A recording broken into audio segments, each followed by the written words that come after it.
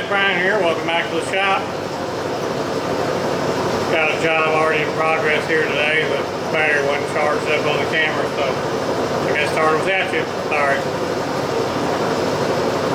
Got a sometimes dual overhead cam, 4-cylinder aluminum head. I think it's off Chevy Cobalt maybe or something. And it's a little warped, so straightening it out. They weren't for sure whether it was warped or not, which pretty much every head I ever see is. See right here, I've already run over this, taking 8/1000ths off. There's still 2 holes right here in the middle for a float. It's touched all down through here, so kind of see, looks like maybe 6 on this one, black there. See it was blowing into the coolant passage. I think probably had an overheating issue. Probably why it's got the head off. So get the mill fired back up here. Hopefully take one last pass across here and get this thing finished up. I got it on slow feed now, so it'll take it all day.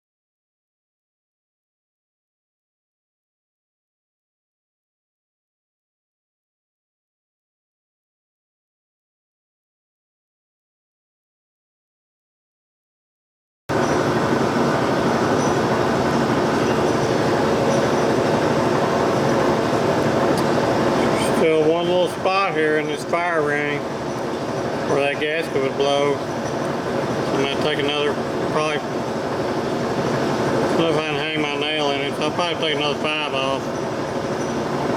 Alright, so we got it all cleaned up that time. There's no imperfections in the deck and it's silky smooth. So get this cleaned up and get it back to the customer. I know people enjoy these setups because realistically it takes as long to set this stuff up as it does to machine it half the time. Yeah, more than half time. So I didn't want to clamp this vertically to bow or deflect the head any. If I clamp it this way, it's not going to affect the deck surface. So it stays as flat as it naturally is. Plus, this thing's got 2 camshafts still in it. So, not the easiest way to machine this. If those were out and the bearings were out where this was flat, that would be easier. And I can't really sit on that intake manifold. All these brackets are in the way. We've got adjusters and stuff in the way on this end. So, my choice was to set it up here on the, I guess it's the exhaust side. But it wasn't parallel. So I had to run shim underneath there to tip this thing over. And then wedge just drove in there to make it tip. So that got it as flat as it originally was. It was after a bunch of dorking around with it.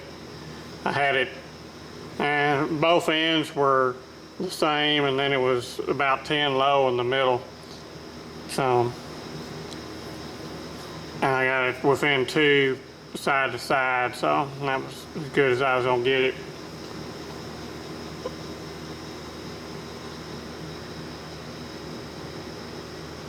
So, get to see some of this wacky setup for a change. Hope you enjoy. Thanks for watching, thanks for subscribing, I'll catch y'all later.